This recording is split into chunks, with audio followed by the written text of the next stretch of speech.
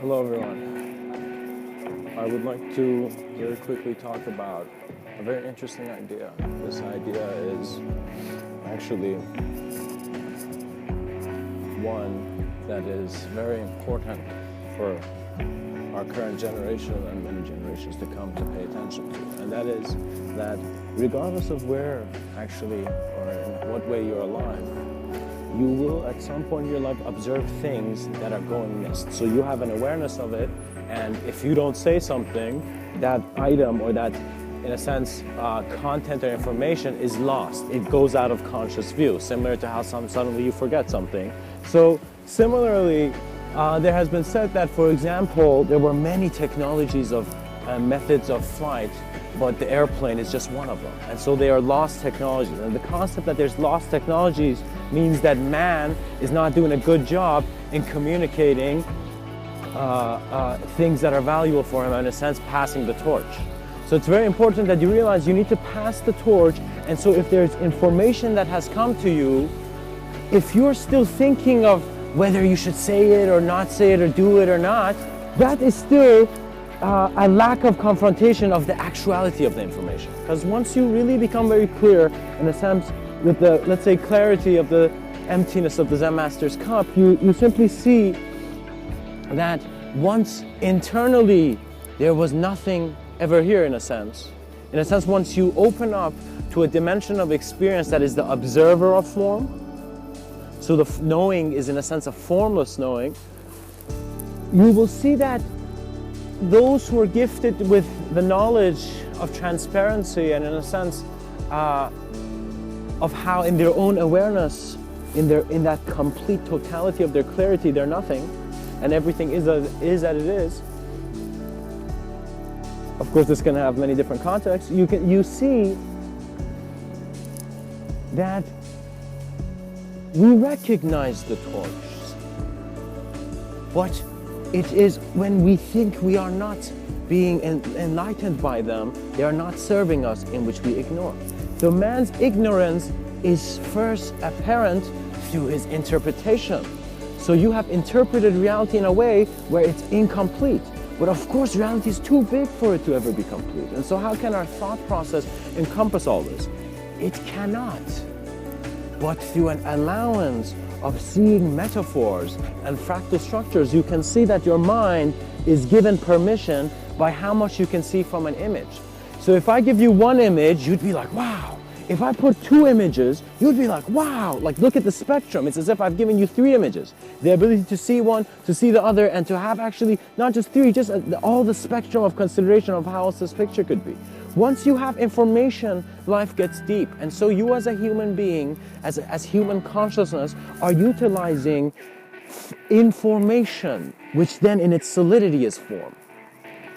But even information becomes transparent to itself when it becomes aware of itself beyond its immediate dimension. So as the part of consciousness recognizes his ability is an internal origination that in a sense shows that there never was an external when all of this was happening from within. You will see that the conception of physicality is one based on how much tolerant you are in accepting reality. Because there are some people who look at, for example, people and they're like, that's an object. Definitely there's nothing else there. And there's some people who look at it and they're like, that cannot be an object. You know, and so you see how man's mind has approached man's mind. But it is very important to recognize that in that gift of transparency, in that emptiness, you allow life to be its own voice. So we have had many people, for example, many people who they are preaching, or not in a sense preaching, but they're communicating their understanding of a sense of here and now. And so this has been a pattern in many, for example, ancient traditions, even Buddhist traditions, where it was being told that you see as if your salvation is how much you can hear actually what's being told. And in a sense, your salvation depends on it, but because you are not aware of a certainty beyond condition. If you become aware of your sense of being, as if your presence is no joke, as if you are present here, you're alive, and this life has an expression. And so as you become aware of your expression, it's as if you're emanating your existence. And so a being who's aware of the emanation of his existence does not need the game of tolerance, the game of patience. In other words, you see that once you're virtuous, there's no need for patience.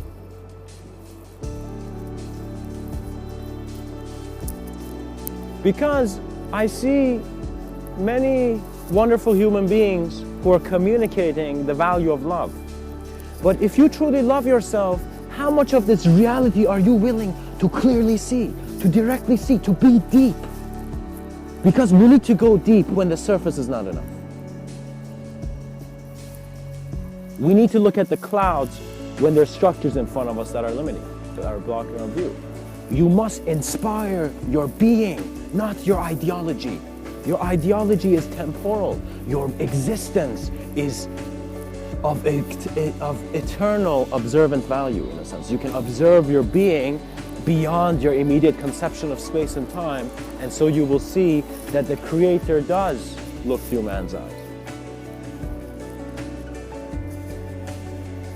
So let us say that I'm one of those people who've spent my whole life and I've gone to the mountains and Himalayas and I've just learned to be a very calm and clear sense of being.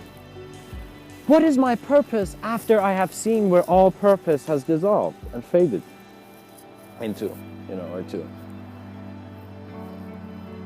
You will see that you will no longer, it's as if you will see that 24 years of your life, all life has been relevant to you. Because you have been saying as an idea that I'm the creator, I'm the creator, I'm the creator, but being ignorant of the vastness of the creation that you are. And so when we have accepted a limited creation, the intelligence of the creator is not being seen by choice. And so choice is actually that knife which could be used to stab people or to cut fruit and have a healthy meal, So it is actually a choice, but also your awareness to your choices, your awareness to your movement is important. Now, how can one get an awareness to movement? Well, it is very simple. It is through stillness. It is through acknowledging the other side of your polarity, in the fact that if I think I'm strong, where is the weakest version of me? A wise man recognizes that a sense of self has many dimensions, and one aspect of this self is unspeakable. It is your internal experience, it is your being. Do not try to interpret it through language, because you never can. However, you can be very inspired by it, because it's as if you have an awareness to a greater dimension of yourself, and this greater dimension is suddenly, in a sense, sprouting in new ways. In other words, you're recognizing from one dimension, wow, it's as if you found the door to the whole building, and you're just walking into a different hall. So that is, again, all done through an awareness, which is an allowance. The awareness is the allowance. So similar to how you go see that open sign on the coffee shop, the awareness to that image, to that symbol, and your knowing of it is your existential allowance. You just walk into the coffee shop. We must not forget the great abilities that simple actions give in handling complex problems. Lao Tzu has a quote, he says, anticipate the difficult by managing the easy. And I find in this world, especially in the city, there are many people who are just thrown into information roller coasters, where as if like you're not just worried about your idea, you're worried about this guy, you're worried about this thing, what's going to happen now, what's going to happen this. It's as if space and time has become so important for man that he's distracting with himself. You are playing with space and time. You are not meant to segment it when naturally within your essence, your clarity does not require it. Your clarity is it. So what that means is that when you are that famous celebrity, you don't need to try to be that celebrity. You are that person, for example, What I mean, that means you are you. You don't need to try to be you. Do you try to be you? Do you go every day and just write down notes of how do I be me? No, you don't. Because you are aware of the ability that is a presence for you. What that means is that the greatest ability that humanity got was to see more than his ability. And that was just the only ability you ever need. Simply us as a self-aware being, it is who we are, which in a sense gives reality meaning. And many people might feel they don't know who they are, and that is very beautiful, because you need to have an unknown aspect. Who can be so arrogant to say, I know everything in this world? No, but I can be present in great moments of knowing. In the sense that the prophet never intended to, in a sense, tell people, but it was a choice he made, in the sense that he never intended to tell him, you are separate from God, you're separate from me, that I am the only one.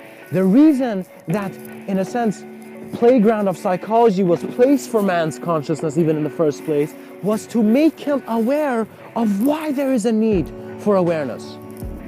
Religion's one big lesson is just saying, be aware of life, buddy. Let's just call it God, but be aware of everything. Be aware of what's within everything, you know? And so science is understanding this, but from a different way. It's as if culture has given difference to human beings, but they're not different. What that means is that our natural expression, just like how trees have a natural expression, us as a human being have a natural expression that doesn't require our thoughts. But our thoughts are a great gift, they are tools.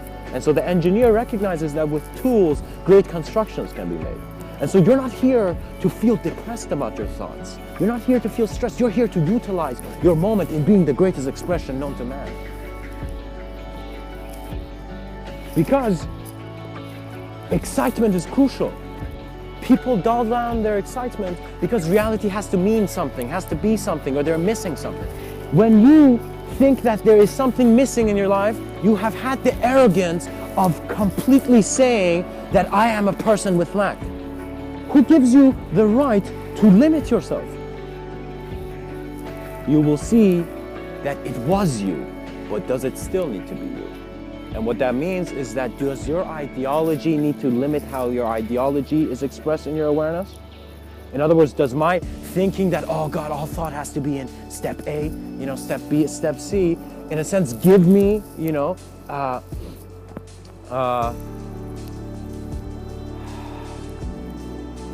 does structure really help me with the structures that I'm building? Or is each building new? Is each word a new word? Is each moment a new moment? Is your awareness beyond its temporal acknowledgement? So what that means is you as a being have immediately in this plane of existence, in this dimension, acknowledged that you're temporal. Now, how can one acknowledge the eternal? Well, eternal is an idea that man has got in seeing that he can move beyond the temporal. So if you ever were interested in the concept of infinity or the spirit, you would not ask me, you would not ask anyone. You would dissolve into your own experience and see the experiencer that you are. And when you can't see it, that is when existence gets a sound that you've never heard before. It's as if the curiosity you have in life is making you empty because you were never that limitation. And it's good. There are times where the human system has to go through the jungle, and just like you go to the jungle, it's as if our thoughts are still in that development stage. We are still considering that I'm this person, and it's not that you're thinking it. Many people think that the mind of man is separate from the body, but you see that the body always has the intelligence of the mind, and the mind always has the intelligence of existential consciousness. As in that which is unspeakable is always in a relationship, regardless if it doesn't use language. You need to see language is what human beings made as a technology to communicate here. But it is not the only technology of existential communication. Your being, how you are alive, how you're present in your moment, how you are here and now is very important, because the greatest lesson that a realized man can give is that there is no realization. There is no realization in the sense that you need an image. That if you do not have an image, there is incompletion. You must see that you are complete beyond the image, beyond the object of observance, for you are the knowing of an observer. You are the knowing of a greater observance. And as you are the knowing of a greater observance, you will immediately also see that because you're a moment of new creation, you're always a moment of new allowance. And so if you have not allowed yourself to observe your form, your idea, your, in a sense, ego in its abundance, it's because it cannot exist outside that setting. So the way you have created your character in your story cannot change because you're still looking at that same world. You're still reading the same story. The character must dissolve into how it never existed because it was the intelligence of the storyteller. So it's an aspect of your experience that is showing why within your presence there's always a transcendent view. We must develop, if we are not sure about something, we must develop systems that can, in a sense, get enough information which we can be certain. So what that means is, for example, many people don't know if there's a soul. They don't know if there's these other dimensions. You know, they are considering that their potentiality is there, but what are we doing to help it? Well, we see that the human society has not integrated to allow all communication to be utilized. That means that when I walk, if someone says something that's not in my reality, I don't like them. And that's not a good state, because the consciousness of man must go beyond. You must not just be tolerant to all the ideas and all the potentials of image that can be created in your mind as an artist, but you must also be aware of all that can be introduced to you. So the artist has one where he introduces certain aspects of himself to his artwork. And there's also an aspect of the artist where he sits down and he is inspired by life. You know, you take turns in being inspired and inspiring. So some point of your life, your energy was a balance to be the greater expression. So you came up as the winner in that setting. But you will see in other stages of life, you must get an appreciation of your moment beyond your ideology, that you're not always in the same energy level.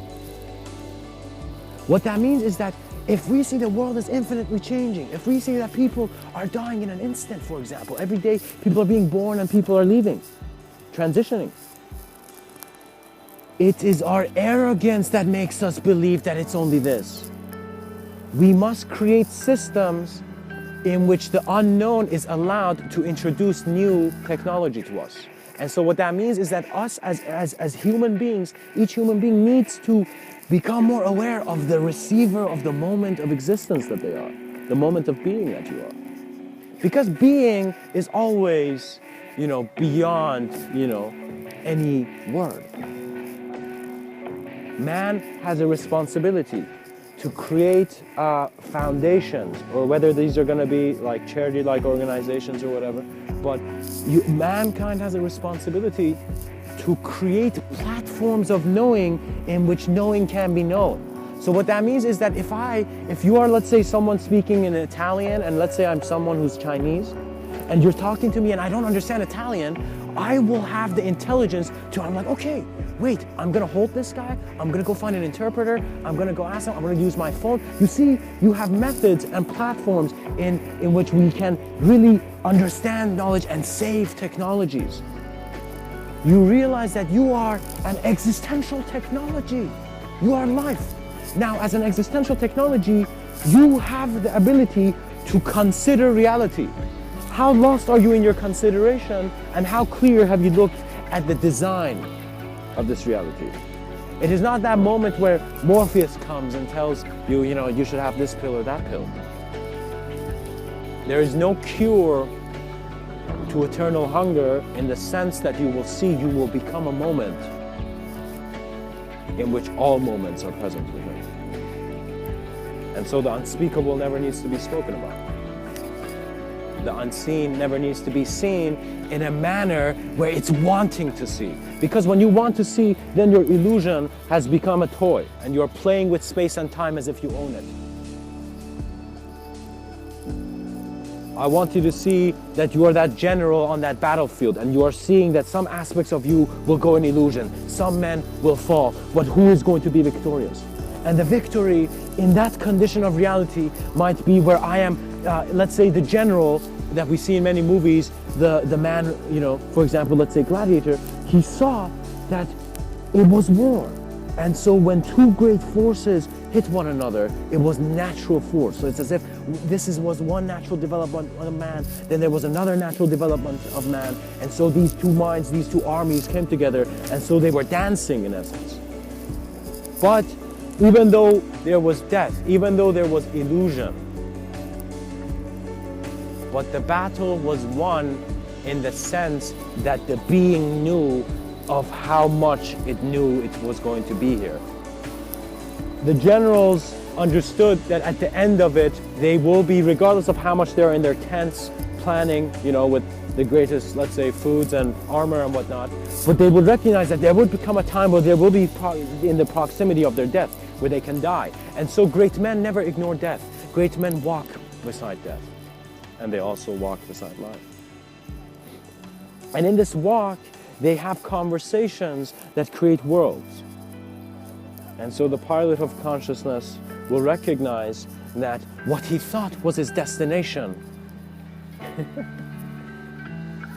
was always the takeoff platform. You no longer seek or are limited by the relationships in which you have interpreted from external reality, but the external reality that you thought was external reality. And so the generals of thought will give their greatest commands, not to any man, to yourself. You will realize that an aspect of you is that aspect of the general that knows it's not going to lose the war regardless of the man dying. But an aspect of you is also having an experience of death. So a part of you is experiencing loss, but a part of you always has the victory. And so the victory is not actually to win in a game where duality is always a spinning wheel. Victory is when man becomes aware of man in which all worlds are present within him. In the sense that you, in one glance, in one moment, have become all moments. Because you see that you never had the ability in the sense of being in other moments as a thought, as ideology, as ego. And so when that egg cracks, that is when truly a new sense of life is born.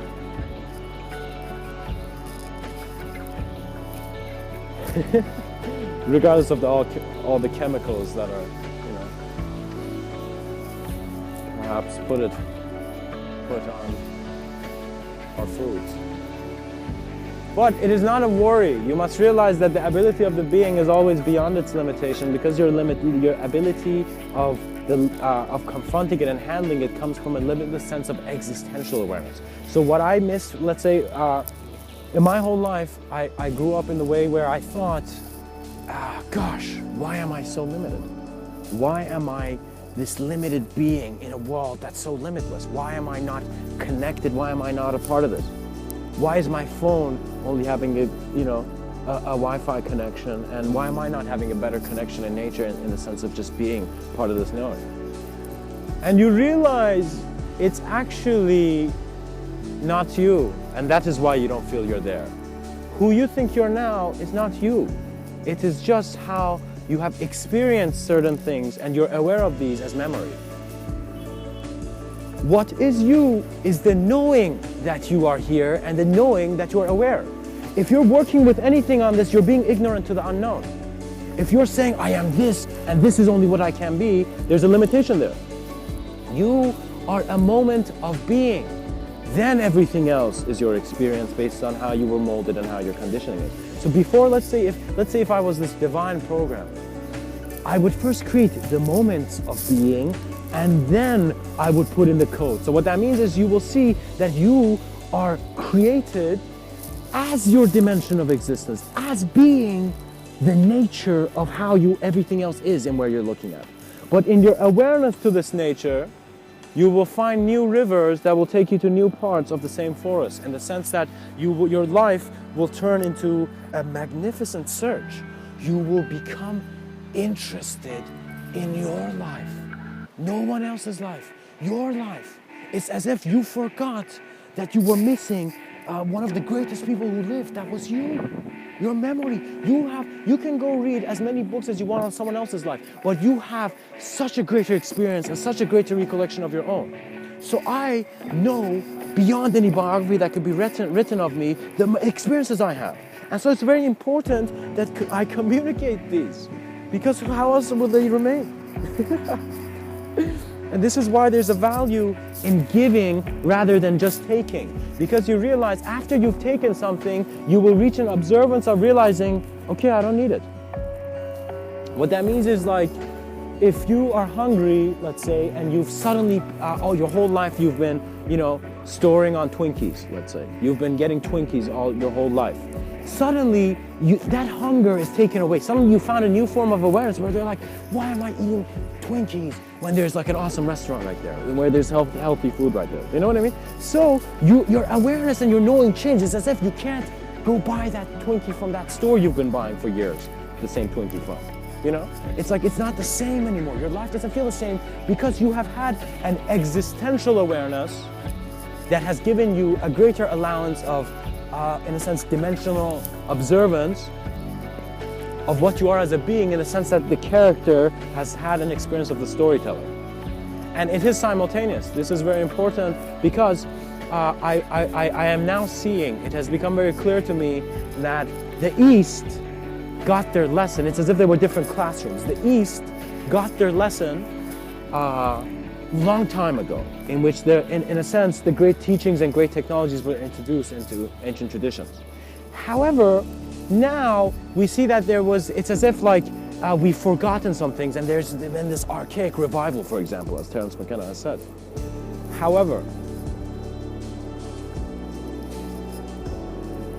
once you're observant of the pattern you are, of the design that you are always present in a greater pattern of design.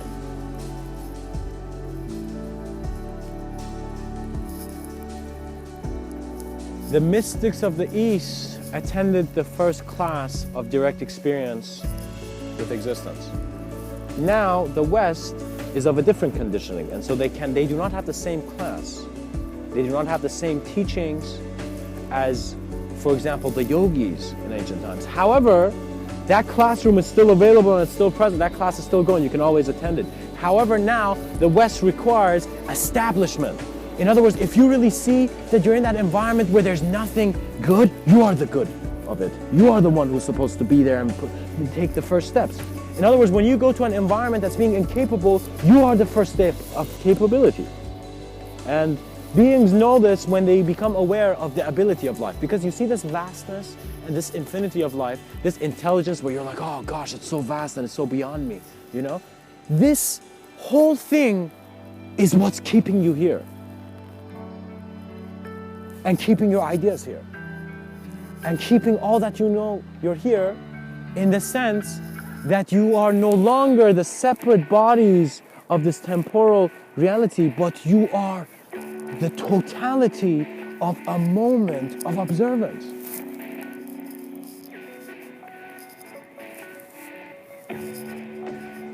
It's as if there was never a mistake. Once you knew, you were right there. So it's very important for advanced communicators. This is simply what Mr. Within is, in a sense, communicating and, in a sense, talking about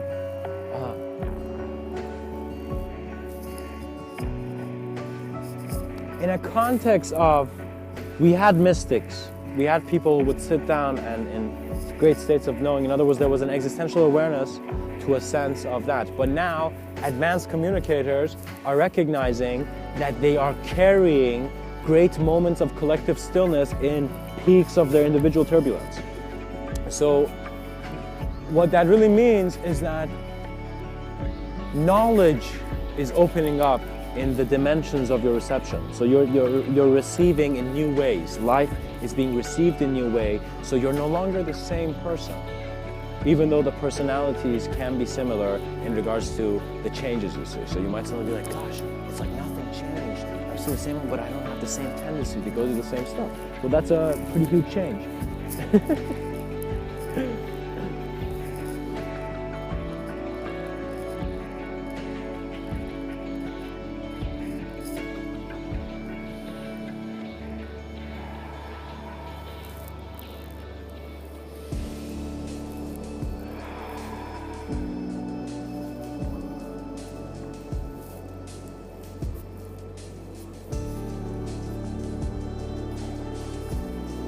Technology is lost if it is not real to you. If something is real to you, it cannot be affected by the condition in which you find yourself in. So if I'm standing here, and if, let's say you're talking to me, and you're having a conversation, you're talking, but I'm not listening. It's as if you're not real for me. I'm not listening to you. You'll talk to me and you'll be like, this guy's not listening to me, and you'd leave, right? So it's as if you would not be attracted to me because I did not have the reception of reality. It wasn't real for me to receive your communication. So it was as if for me it was never there, and for you it's as if you were talking to emptiness. So it is when the being is able to receive in and through being an empty receiver, in which wisdom is simply the natural movement of how awareness is aware of itself.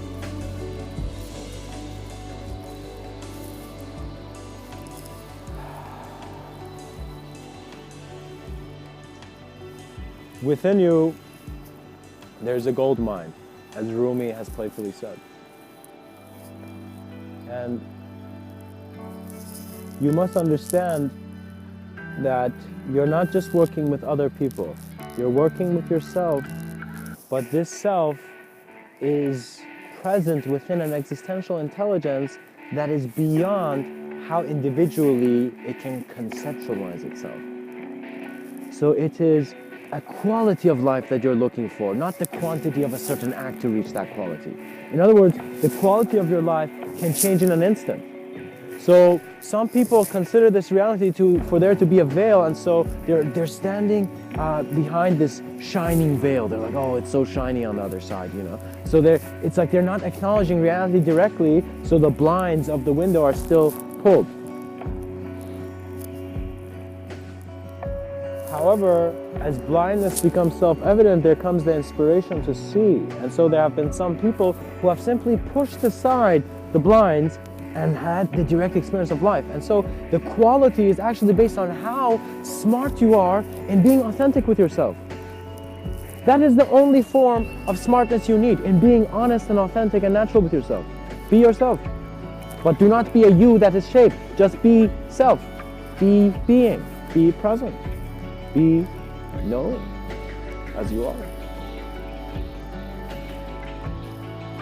And you will see that once you become a very clear allowance of life to be present as you are, you will then receive the next dimension of your teachings, in the sense that all those people who were in the here of now will see that by knowing that they're empty, they can have greater responsibility. So it is not just enough for a person to realize, it's not just enough when the cup is empty. The cup needs to also be full with the certainty that it's empty. So now you will see that, wow, this dimension of existence where there is no ideology, no thought, just absolute being, this does not need to go away. I have now found the aspect of myself that is not relevant to my external dimension. So the knowing is of an internal dimension, in that the origin will always be clear. So the minute that I looked at myself, I was clear. It was as if in an instant I knew that I knew. And these knowings don't have to be logical. If you're demanding from your system, from the human system that you are, to always have logical reasoning, you can't. You haven't seen that many comparisons. You haven't read that many books to be the most perfect theorist. And that person who's reading the book to be the most perfect theorist will realize that there's an aspect of how he's learning the theories that is never linearized. It's non-linear. You learn things non-linearly, then you linearize to explain it to yourself, but your non-linear way of reception. So when you see that your reception is not, it's both irrational and rational. In other words, irrational things are meaningful to you, and suddenly you become a crazy artist. And so on. You know, there's some people only rational things become meaningful for them, and they become academic and very scientists, in the sense that they need structure to be aware of. That's how they can be introduced to their own structure. Some beings don't need structure, and you will see the chaos of the wild man, the chaotic smile of the wild man, in the sense that back in the day there were these people. In a sense, they were dervishes. They were just very spiritual wild men. They just roamed around on the earth because they knew that what they were as such a being. That they were not bothered by idea of danger, the idea of temperature change, the idea of starvation. They just knew themselves as light to the degree that it was as if an unstructured knowing gave them the complete permission to move between all structure. And this unstructured knowing is an aspect of your self-experience. It's a self-communication. It's you experiencing the life you are in a way where your dimensions cannot be the same. So that means it is unhealthy when you haven't looked at what you have, then wanting to have something. It is healthy when you observe your dimension to such a clarity in which the next moments of revelation are naturally the newest things of experience. So it's as if many people believe we're in this plane where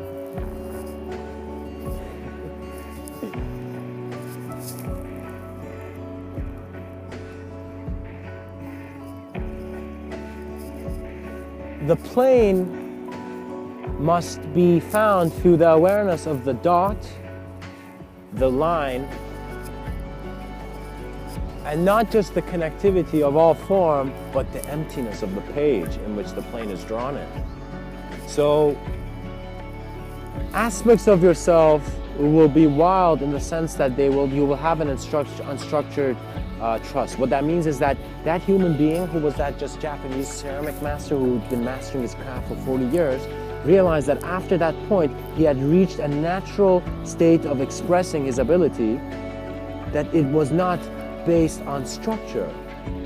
It was unstructured in essence, so he naturally could do it all the time. It's like that's when you actually got mastery, where you had such self-awareness, where you did not need to dictate it linearly. You did not need to be a dictator of your ability, where you're like, this is my command, this is my ability. You do not want to be the wrath of a god, which in many cartoons is being shown. The ideology of the villain is actually shaping some aspects of how you view yourself when you come in similar relationships. The mind absorbs everything. So if you think you haven't paid attention in class, trust me, you have. You have paid attention your whole life. It's just that how you've been aware of that attention has not been attentive enough. So it's pretty much a sense of being established in nothing. And that is serenity. Because you can never be unestablished. You can never be taken away in the sense that blindness was the end. Blindness was an experience that always gave you more sight. Because the blind man, if he's capable, he will realize his vision still can receive presence. So that if I close my eyes and if I sit still on the grass, the whole space of my awareness becomes real to me. In the sense that when I sit down, I can become aware of every subtle movement, so that if I'm sitting at the center of a football field and someone comes to the side or the corner, you as a being naturally have just an awareness to your moment to such a degree that you will feel it. It's as if presence, when it allows itself to be present, is present to all. And I hope this talk has served you. Because of all the moments that you think you might have missed or you might not have had,